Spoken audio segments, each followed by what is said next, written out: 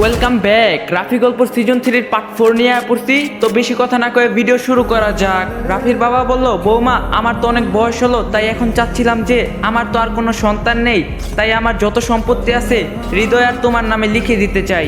এই কথা শুনে রাফির মা যেন কেমনে তার বাবার দিকে তাকায়। আর তখন রোদেলা বলে ওঠে, আপনি যা ভালো বোঝেন তাই করতে পারেন, তবে আমার এসব কিছু চাই না। আল্লাহর রহমতে আমাদের অনেক আছে, আর আপনার ছেলে তো চাকরি করছেই। রাফির বাবা বলল, তবু আমি তোমাদের নামে সব কিছু লিখে দিতে চাই। রোদেলা বলল, আচ্ছা ঠিক আছে। এরপর রাফির বাবা হঠাৎ রাফিকে বলে ওঠে, তা তোমার ব্যাপারে তো কিছুই জানা হলো না। রোদেলা বলল, বাবা ওনার বাড়ি রংপুর। রাফির বাবা বলল, তা রংপুর কোথায়? তখন রাফি রংপুরের অন্য একটা জায়গার কথা বলে, যা তারা চিনতে পারেনি। তখন হঠাৎ করে রাফির মা তাকে বলে, তোমার বাবা ও মা কি সেখানে থাকে? রাফি বলল, জি না, তারা মারা গিয়েছে। রোদেলা বলল, আপনার বাবা মা বেঁচে নেই? রাফি বলল, জি না, মারা গিয়েছে। তারপর রাফি আর কিছু না বলে চলে যেতে লাগলো।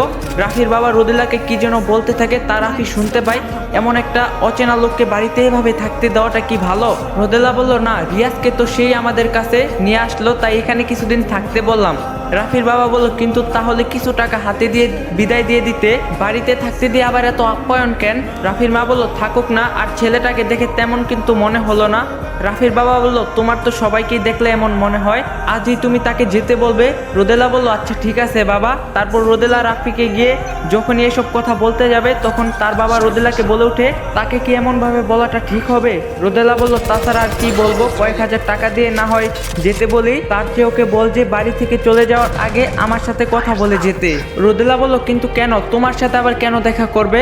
ভাবছিলাম আমার অফিস তো কয়েকজন লোক দরকার ছিল, তার মধ্যে তাকে বলে দেখি, সে যদি কাজ করে সেখানে, আর তাকে দেখে আমার মনে হয় সে কাজটা করতে পারবে। রোদেলা বলল, আচ্ছা বলে দেখবো তাকে। তারপর রাফি রোদেলাকে বলা সব কথা শুনে ভাবতে থাকে, তাহলে সে এখন কোথায় থাকবে? তখন রোদেলা তাকে এসে বলে, আপনার সাথে কিছু কথা ছিল।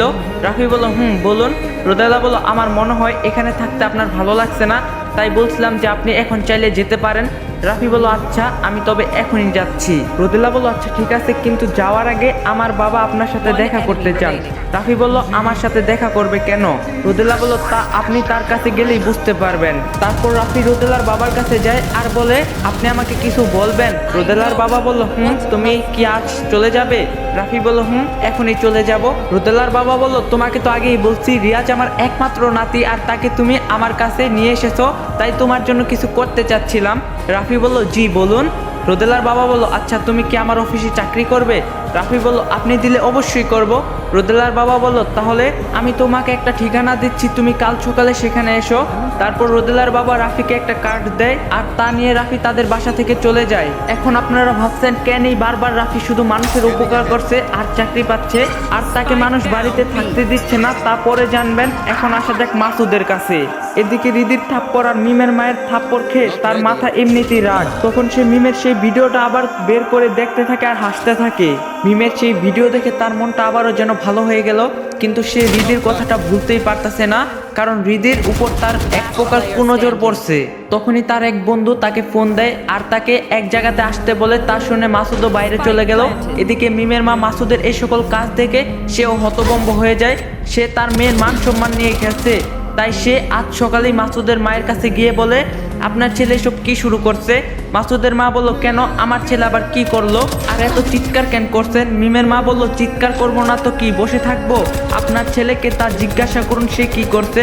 মাসুদের মা বলল, কি করছে আমার ছেলে? মিমের মা বলল, কি করেনি বলেন? সে আমার মেয়েকে রাতের বেলায় তার সাথে খারাপ কাজ করায় আবার তার ফোনে ভিডিও করে রেখেছে।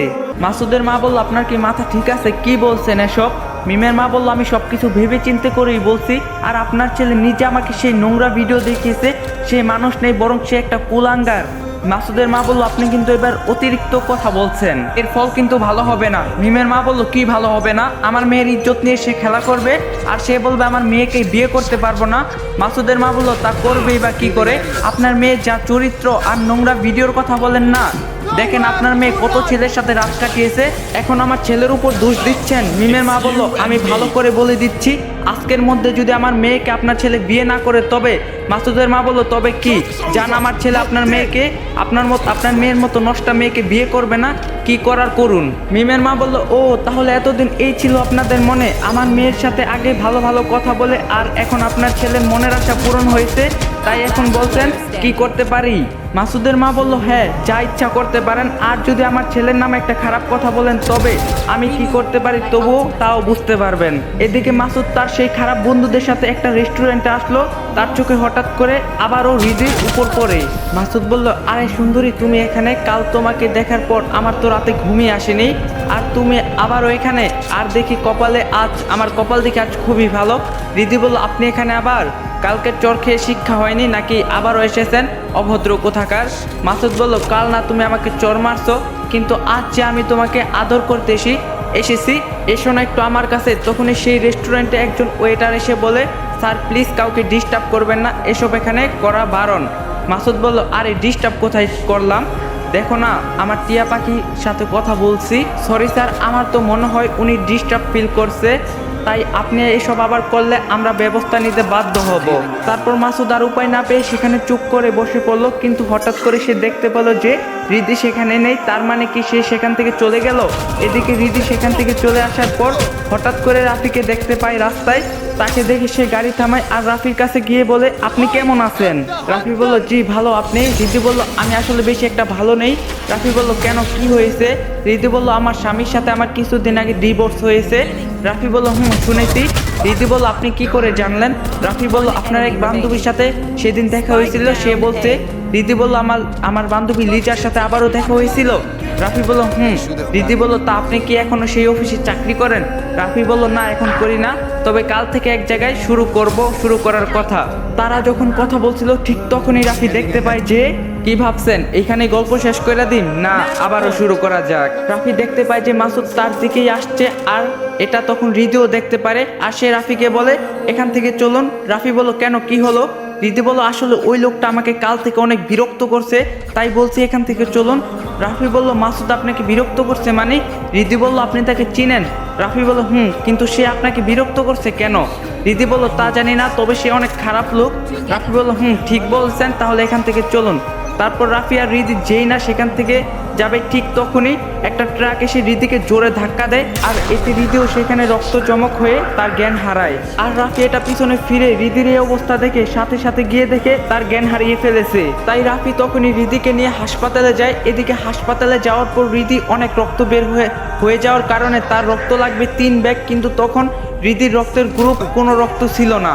আর এদিকে হৃদির জ্ঞানও ফিরছে না, আর তার খুবই তাড়াতাড়ি রক্ত লাগবে, না হলে সে মারাও যেতে পারে। রাফি বসে এসব ভাবতে ভাবতে হঠাৎ একজন এসে রাফিকে বলে, আপনি রাফি না, আপনার হাতে আঘাত লেগেছিল? রাফি মাথা উঠিয়ে দেখে যে ইনি তো সেই ডাক্তার যে কিনা রাফির হাতের আঘাত পাওয়ার পর এখানে এসেছিল। তাকে দেখে রাফি বলল, হ্যাঁ আমি সেই রাফি। ডাক্তার বলল, তা আপনি এখানে কি করছেন? রাফি বলল, আসলে একজন রোড অ্যাক্সিডেন্ট করছে, তাই তাকে নিয়ে এসেছিলাম, কিন্তু এখন তার উপরূপের রক্ত লাগবে, যা এখানে পাওয়া যায়নি, কিন্তু এখনই লাগবে। ডাক্তার বলল, তা আপনি তার কি হন? রাফি বলল, আমি তার কিছুই হই না, আমি তার অফিসে চাকরি করতাম। ডাক্তার বলল, ও গ্রুপের রক্ত আসলে নেই, তবে সকালে একজন এই গ্রুপের রক্ত দিতে এসেছিল, সেই রক্ত যদি দেওয়া যায়। রাফি বলল, তাহলে সেই রক্ত কোথায় পাওয়া যাবে? ডাক্তার বলল, সামনে গিয়ে দেখতে পারবেন যদি থাকে। তারপর রাফি সেখানে গেলে সেই গ্রুপের রক্ত পায়, কিন্তু রাফির কাছে তখন রোদেলার বাবার দেওয়া কিছু টাকা ছাড়া আর কিছুই ছিল না। শেষে কি আর করার, সেই টাকা দিয়ে রক্ত কিনে রাফি হৃদিকে রক্ত দেওয়ার জন্য। এদিকে মিম এখনো রাফির কথাই ভাবছে, আর সে হাসপাতালে 2 দিন ধরে যাচ্ছে না। তখনই মিমকে হাসপাতাল থেকে ফোন দেয়, ম্যাডাম আপনি কি অসুস্থ, 2 দিন ধরে মেডিকেল আসছেন না কেন? মিম বলল, আসলে কিছু সমস্যা থাকার জন্য আসতে পারিনি, কাল থেকে আসবো। আচ্ছা ঠিক আছে, আর ভালো কথা, আজকে সেই লোকটা হাসপাতালে এসেছিল যার হাতে আঘাত লেগেছিল, কি যেন নাম ছিল, মনে হয় রাফি। এ কথা শুনে মিম তাড়াতাড়ি করে বলে উঠে, হাসপাতালে এসেছিলেন মানে, তার কি হয়েছে? ডাক্তার বলল, তার কিছু হয়নি, কে যেন অ্যাক্সিডেন্ট করছে, তাকে নিয়ে হাসপাতালে এসেছে, তার জন্য মনে হয় রক্ত লাগবে তাই। মিম বলল, সে কি এখনো হাসপাতালে আছে?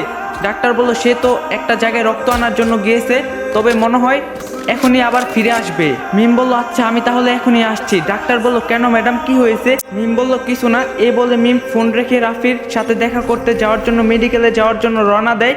তখনই মাসুদ তাকে দেখে বলে, মাই সুইট হার্ট, তুমি কোথায় যাচ্ছ? মিম বলল, তা আপনি জেনে কি করবেন? মাসুদ বলল, জানতে তো হবেই, কারণ তোমার ভিডিও যে আমার কাছে। মিম বলল, আপনি কিন্তু এবার খুব বেশি করছেন। মাসুদ বলল, একটু বেশি তো করতেই হবে, কারণ আমি যে তোমাকে খুব ভালোবাসি। মিম বলল, খবরদার আর একটাও বাজে কথা বলবেন না। কিসের ভালোবাসা? মাসুদ বলল এত তাড়াতাড়ি আমার পর ভালোবাসার কথা ভুলে গেলে? এই ভালোবাসার জন্য সেই দিন তোমাকে কতই না আদর করলাম, আর বলছো কিসের ভালোবাসা? মিম বলল ওটাকে ভালোবাসা বলে না, ওটাকে নোংরামি বলে। মাসুদ বলল নোংরামি হলেও তুমি তাহলে সেই নোংরামির অংশ।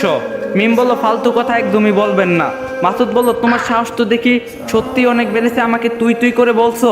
মিম বলল তা তোকে কি বলবো, সামন থেকে সর, আমাকে যেতে দে। মাসুদ বলল যেতে তো দিব না, আগে তোমাকে আবারও আদর করি, আবার না হয় যেও। মিম বলল আর একটা যদি খারাপ কথা বলিস তাহলে আমি এখনই মাকে কিন্তু ডাক দিব। মাসুদ বলল তা ডাকো না, কে নিষেধ করছে? তোমার মা তো সবই জানে, নতুন করে আবার কি বলবে? এ কথা শুনে মিম অনেক অবাক হয়ে যায় আর বলে মা জানে মানে কি বলতে চাইছিস? মাসুদ বলল কি আবার মানে, তোমার মাকে ওই ভিডিও দেখিয়েছি। মিম বলল মা সব জানে, তাহলে মা একটু আমাকে বললো না? মাসুদ বলল বলবে কি করে, নিজের মা কি তার মেয়েকে এমন সুন্দর মুহূর্ত দেখে তার মেয়েকে বলতে পারে? এটা হচ্ছে তোমার আর আমার ব্যাপার, তাই না? কি বলো? মিম কাঁদতে কাঁদতে বলে তুই শেষে এতটা নিচে নামতে পারলি, শেষে আমার মাকেও। মাসুদ বলল আমার কথা না শুনলে আমি আরও নিচে নামতে পারি, আর তুই তো এখন একটা নষ্টা মেয়ে, তোকে আর কি দাম দিব বল? আর ভালোবাসতে বলছি, এখন যে আরো নিচে নামেনি এটাই তোর ভাগ্য। মিম বলল তুই যতই নিচে নামিস না কেন, আমি আর তোর ফাঁদে পা দিব না, আর আমি রাফিকেই ভালোবাসি, তাকেই ভালোবেসে যাব। মাসুদ একটু হাসলো আর বলল রাফিকে ভালোবাসো? রাফি যদি কখনো তোমার ভিডিও দেখে তাহলে ভালোবাসা তো দূরের কথা, তোমার কাছেও আসবো না। মিম বলল রাফি তোর মতো পশু না, সে আমাকে ভালোবাসে আর আমিও তাকে ভালোবাসি, আর ভালোবাসার কাছে এমন হাজারো ভিডিও হার মানে, বুঝলি? মাসুদ বলল তা দেখা যাবে, তুমি কতবার বাড়ছো তাও দেখবো। মিম আর কোনো কথা না বলে সেখান থেকে চলে যায় মেডিকেলে যাওয়ার জন্য। এদিকে রাফিও রক্ত নিয়ে আসার পর তার হৃদিকে দেওয়া হচ্ছে, এখনও তার জ্ঞান ফিরেনি। অনেক সময় পার হয়ে গেল, হৃদির এখনও জ্ঞান ফিরল না। রাফি একটু চিন্তায় পড়ে যায়, এদিকে সন্ধ্যা হয়ে যায়, তারপরও হৃদির জ্ঞান না ফিরলে রাফি সেখানে একজন ডাক্তারকে তার জিজ্ঞাসা করলে ডাক্তার রাফিকে বলে তার অনেক রক্তপাত হওয়ার কারণে তার এখনো জ্ঞান ফিরেনি, আর সে এখন কোমায় চলে গিয়েছে। তো গাইস পার্ট 4 এখানেই সমাপ্ত হইলো, আর আমি কিছু কথা বলতাছি, কথাগুলো শুনে যাওয়ার অনুরোধ রইল।